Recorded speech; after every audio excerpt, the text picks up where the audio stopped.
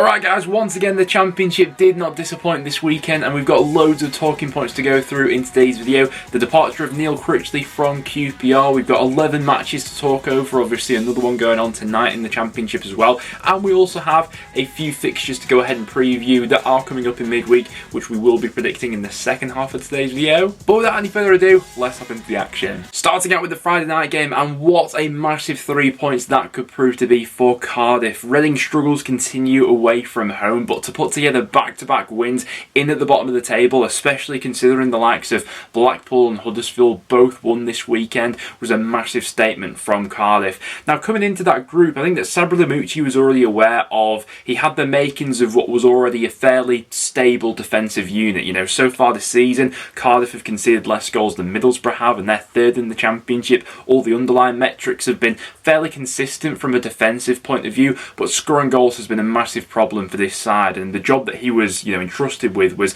getting enough moments out of this squad in the final third from now until the end of the season to keep them over the line. And in the end, it looked to be one of those evenings that just wasn't going to go their way. They were knocking on the door throughout this one, Reading not really mustering up much of an attacking threat, Cardiff going close on several occasions, Robinson clipping the crossbar, a few other close shaves as well, but ticking over into the 90th minute seemed like it was going to fizzle out to a goalless draw, but Romain Soyuz with that fine strike from outside the box. Back-to-back wins down at the bottom of the Championship cannot be underestimated. That's a huge result. And the automatic promotion race in the Championship got a lot more interesting this weekend, with Sheffield United dropping even more points. We mentioned coming off the back of their last result, an away trip to the Den wasn't the ideal place for this Sheffield United side to go to at the moment, that probably are feeling a little bit fragile, particularly after that Middlesbrough result. Millwall looked bang up for this one, Tom Bradshaw giving them the lead after 6 minutes, terrific strike into the roof of the net. I don't know what it is about Tom Bradshaw, but he just has a select few of these performances dotted through a season where he's just absolutely unplayable, and everything he was touching in this one was turned into goals. Sheffield United did have that fight back ability about them. Doyle with a well taken free kick. Long does get a hand to it, but the power just takes it away from him. Long actually makes a good save to deny Sheffield United going ahead in this one, but Bradshaw then restores Millwall's lead in the second half before McAtee once again brings Sheffield United back into it before Bradshaw is to win it in the 88th minute. Massive result in terms of Millwall and boosting their chances for a top 6 finish, but actually in terms of making the picture a lot more interesting for the automatic race in the Championship, it now means that Middlesbrough are just 4 points behind Sheffield United. It is worth saying that Sheffield United do still have a game in hand, and I think it's only natural that teams around the top of the Championship, and I think this will happen to everyone, even Burnley, will go on a bit of a winless run where that character will be tested. Players dip out of momentum, key players are out injured, an accumulation of all those things. We've seen it happen to previous sides. It happened to Bournemouth at one spell of last season, happened to Fulham on top of that as well. But it's all about how quickly Sheffield United can go ahead and ride this out, and whether or not Middlesbrough do make up any more ground on them over these next few weeks. After that, to Ewood Park for Blackburn beating Swansea. More late drama in this one. Had the feeling that Blackburn may get something from this game with the consecutive draws recently. Just felt as if something had to give with Blackburn in this one, and it is often the case after a run of draws. It sort of sets the tone what happens in the immediate result after that. If you lose your following match after a successive amount of draws, you do feel a little bit glum and down and look back on those games as a bit of a wasted opportunity. But I think the script will be a little bit flipped for Blackburn after the 3 points in this one. Really disappointing stuff from Swansea, and I think it's been a trend of all their season really. Get into a bit of good momentum, with that win against Blackpool, failed to capitalise on it the following week. Ultimately, in the second half, it was Blackburn who upped the tempo, looked the more likely side to go ahead and take the lead, and in the end, Daniel Ayala popping up with that 89th minute winner. I think Swansea have got problems deeper than just the manager, the first 11 on the pitch at the moment. We spoke about how dismal their January transfer window turned out to be, and I think they're really paying the price for that at the moment with their recent results. For Blackburn, though, big result there considering the recent draws. And the winless run for Blackpool is finally put to an end with all 3 points against Stoke. Massive in the circumstances of other sides around the bottom of the table picking up results this weekend as well, but just what Mick McCarthy was after from this game, and sort of played out to perfection from his point of view. What he's really after taking the lead early on, and from that position Mick McCarthy then can sort of see out a lead and set up a team to go ahead and do that all day. Poveda, who's probably been one of Blackpool's more livelier players as of late, opening the scoring with the help of a deflection. Stoke did have some pretty big chances in this one, but just sums up their whole season really. One step forward, two steps back at the moment. And yeah, Blackpool, from taking the lead, were happy to spring on some counter-attacks and actually defended quite well in this one. Maxwell with some really good saves, good last-ditch blocks and things like that as well. It is, I think, a fairly tough fixture run-in to come for Blackpool after this one. Got a local game in midweek away at Blackburn, who are obviously on a decent unbeaten run at the moment, followed by an away trip to Reading, where they've been decent at home this season, and then back-to-back games against Burnley and Bristol City, who are each on good runs at the moment. So if Blackpool can get something from this performance in terms of a little bit of a bounce, it's massively needed with those quite tough fixtures to come. Neil Warnock just possesses some magical powers, doesn't he? Because the turnaround he's got in this Huddersfield squad at such a fast rate has been absolutely fantastic. Now, obviously, there is a long way to go from here, and there will be sterner tests for this Huddersfield side to come than Birmingham presented in this one. But to come back from behind, show the attitude which has been missing for God knows how long, is a massive step in the right direction for Huddersfield, particularly in a weekend where several other sides in at the bottom have also won. It was Birmingham who took the lead. Bacuna with a little bit of quality, clipping that ball into the far post where Deeney was waiting, and ultimately that's where the cutting edge sort of ran out for Birmingham, lacking a little bit of that in the final third in this one. Also potentially a bit of game management as well when Huddersfield got a bit ahead of themselves when they got that equaliser. Really well hit by Hungbo, and obviously they went on to win it in the second half early on. I put out a poll on the community tab when Huddersfield had just announced the hiring of Neil Warnock, asking you whether or not you think he'll keep Huddersfield up this season. 53% of you voting yes, 47% of you voting no, so very close. Bit of an opinion split to Huddersfield, and I have to admit, a few weeks ago under Fotheringham, if I had to pinpoint one Championship club who I was most confident would go down this season, I probably would have said Huddersfield, but since Warnock's come in, he's completely flipped the script with that opening day win. All being said, next up for Huddersfield is a very tricky game against Burnley. Next then to Hull up against Preston. Bit of a scrappy game in here. Two sides who are a little bit hit for confidence at the moment. Hull, who definitely had the better of this one in terms of the overall chances created. Freddie Woodman kept on his toes throughout the afternoon. And then Freddie Woodman, the player who there probably have been a few question marks pointed at him recently, thought really delivered the goods in this one. Had an answer to everything Hull threw at him, and ultimately it was a bit of a frustrating one, I'm sure, from their perspective, as they'll have been ruined not picking up all 3 points. From a North End perspective, I think there was a slight improvement after the half-time mark. Second half we had a little bit more to offer, but once again our forward play is really just feeding off scraps, and that's now the 10th consecutive Championship game where Preston have had an inferior XG to the opposition, which really speaks to our struggles in the final third at the moment. Once again being hit by some quite damning injury news. The news that Ali McCann's going to be out for the foreseeable future is a massive blow to our midfield, but right now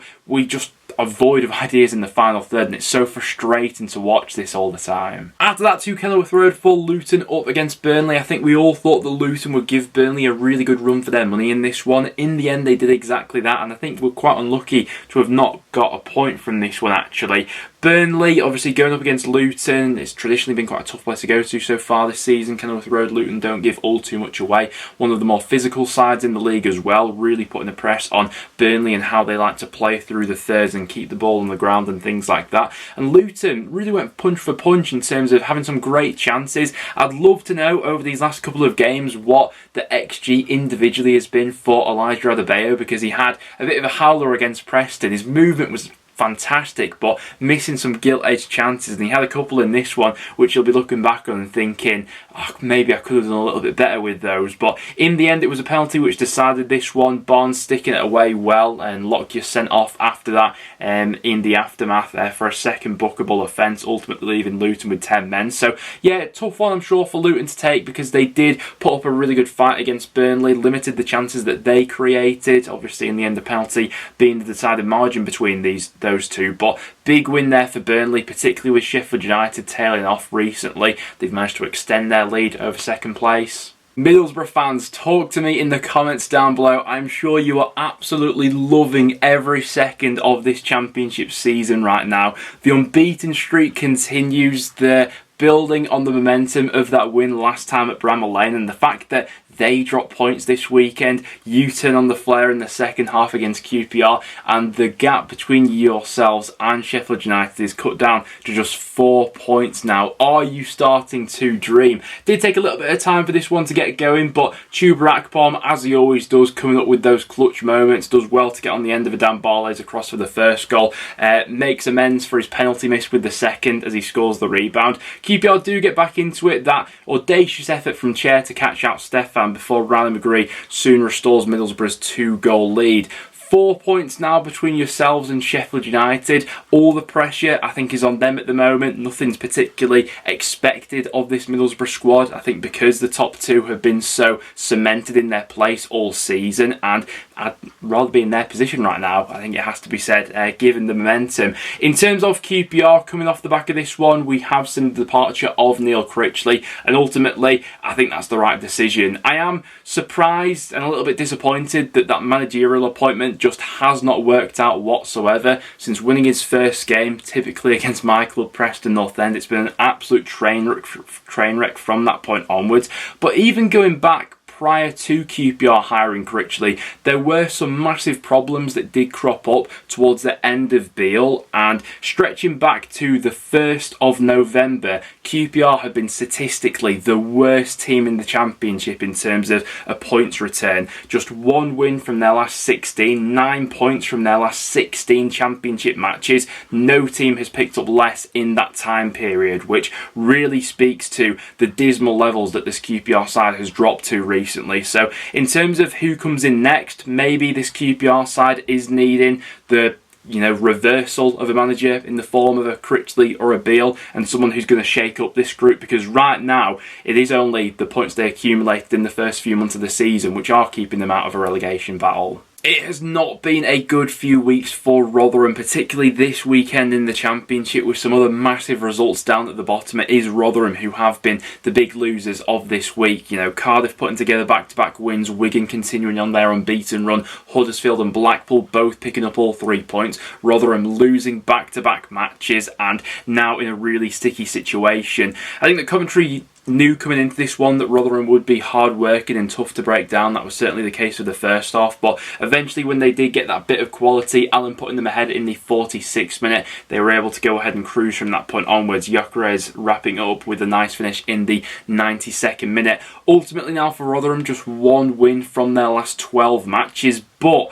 there is some hope whereby I think the upcoming fixture list for Rotherham is fairly promising. They do have a tough game in midweek against Sunderland, but after that, I think there are some very winnable matches for them. They've got games against Swansea, QPR, Birmingham, Preston and Cardiff. All sides who are either near them in the table or who aren't on a great run of form at the moment, so they're going to need to capitalise on that. In terms of Coventry, I think the last time they put together back-to-back wins in the Championship was all the way back in November, so maybe this is the start of a little bit of a run for them. Next up then to the Stadium of Light for Sunderland, up against Bristol City. The unbeaten streak continuing for Bristol City. Had a feeling coming into this one that maybe this is where the run would come to an end. Sunderland on a really good run of form at the moment, but fair play to Bristol City. Certainly gave a good account of themselves in this one. Started out the game fairly brightly, had some decent chances to take the lead. Looked like it was Alex Scott and Matty James in particular who were running the show for them from midfield, but it was Sunderland who got that first goal. Real moment of quality from Jack Clark, who's produced a few of those recently. Brilliant hit into the far post, and it seemed as if they'd done enough to close this one out for all 3 points until Bristol City went ahead and won their first penalty in 469 days, which is absolutely bonkers. Bristol City just don't get given penalties. They got one in this one and it was expertly dispatched by Naki Wells. So frustrating one for Sunderland, but 7 points from their last 9 available certainly isn't to be sniffed at, and I think it's quite a winnable game they've got coming up in midweek as well. Wigan are continuing to tick along. Another draw under Maloney, another clean sheet as well. Certainly an added bonus, but with other sides in the relegation zone picking up wins this weekend. Just a question of whether Wigan can start turning some of these draws recently into all 3 points. Certainly see a similar template for what Maloney's done at Wigan so far to what Rossini went with at Hull, in terms of the first port of call was to sort out their back line, get them more defensively rigid, and then work upon things moving forward. And to be honest, it was Wigan who had the better opportunities in this one in terms of the clear-cut chances. A lot of them actually come in from Norwich's own doing, whether it would be a sloppy pass out from the back, Wigan pressing them at the right time and applying pressure. And on another day, you know, Will Keane gets a couple of goals in this one and Wigan end up winning it. Across all the Championship sides that have played this weekend, Norwich accumulated the lowest XG, which is some going after Reading barely mustered an attempt against Birmingham on Friday, but such was the case in this one. Those slick passing moves that we've seen at times for Norwich under Wagner, you know, against the likes of Preston, even Hull recently, weren't on display for this one, and Wigan did quite well to stifle those threats. It's just a question of, can they get enough goals in this side between now and the end of the season to get enough wins on the board, because they've certainly sorted out that defensive record. But guys, those were all the matches we had going on in the Championship over the weekend. Obviously, we do have a match going on tonight in the league as well. If you want to see my preview to that one, make sure to head on over to the video we did last week when I went ahead and previewed the weekend's matches. But before we wrap up today, we do have some midweek games to go ahead and predict, so let's dive into those. So midweek in the Championship, we have 5 games to preview. Let's jump into them. Blackburn up against Blackpool. It's a Lancashire derby and quite a pivotal point in the season for both clubs. Blackburn wanting to, you know, build on the momentum from that win last time against Swansea. Blackpool finally putting an end to that dismal winless run they were on. I feel as if the first goal in this game is absolutely pivotal, because I don't feel as if either Blackburn or Blackpool have an abundance of creativity and firepower within their squads at the moment. So one goal either way, whoever scores first could very much see going on to win this one. I think I'm just siding with Blackburn, maybe with that home advantage. 1-0 Rovers, I'm going to say, but if Blackpool score first, I wouldn't be surprised if they hold out for all 3 points. Millwall up against Burnley will be a fascinating test to see where this Burnley side are at the moment, particularly when we saw Sheffield United stumbling away at the Den. It's not been a place where many Championship sides have left with all 3 points this season, but Burnley are just different at the moment. We've said the same travelling to Kenilworth Road. They came through that test. I feel like they may come through this test against Millwall. Despite the valiant effort, I'm expecting them to put up. So score prediction, going to go 2-1 Burnley in that game. Just feel like they're on a different wavelength at the moment compared to everyone else in the league. Norwich up against Birmingham. Seems like a decent opportunity for Norwich maybe to return to winning ways with the inconsistency that Birmingham have showcased recently, but Norwich really wasn't impressed with them over the weekend against Wigan, and that lack of creativity which they had in that side leads me to believe that maybe this one's going to be another fairly low scoring one. Going to go 1-0 Norwich, but if Birmingham nick something there, I wouldn't be surprised. Rotherham up against Sunderland. Tough game, I think, considering the run that Rotherham are on at the moment. Just 1 win from their last 12. Sunderland looked quite good for them only against Bristol City, unlucky not to get all 3 points in that one. On a good run, all things considered, I think they pick up the win on the road in this one. 2-0 Sunderland, I'm saying, which would be quite the hammer blow to Rotherham and their survival hopes. Finishing it off then with Swansea up against Stoke, a fixture which really could go either way. Stoke, if they turn it on, capable of being good. Likewise for Swansea, but the occasions when they both go ahead and do that have been quite few and far between lately, so I think I'm going to sit on the fence with that one and go for a 1-1 draw. So those are my predictions heading into the midweek matches. Let me know yours down below. Well guys, there we have it. That will now wrap it up for today's video. If you did go in to enjoy, make sure to leave a like. Do get all your thoughts on this weekend's Championship action down below, and I'll see you all in the next one.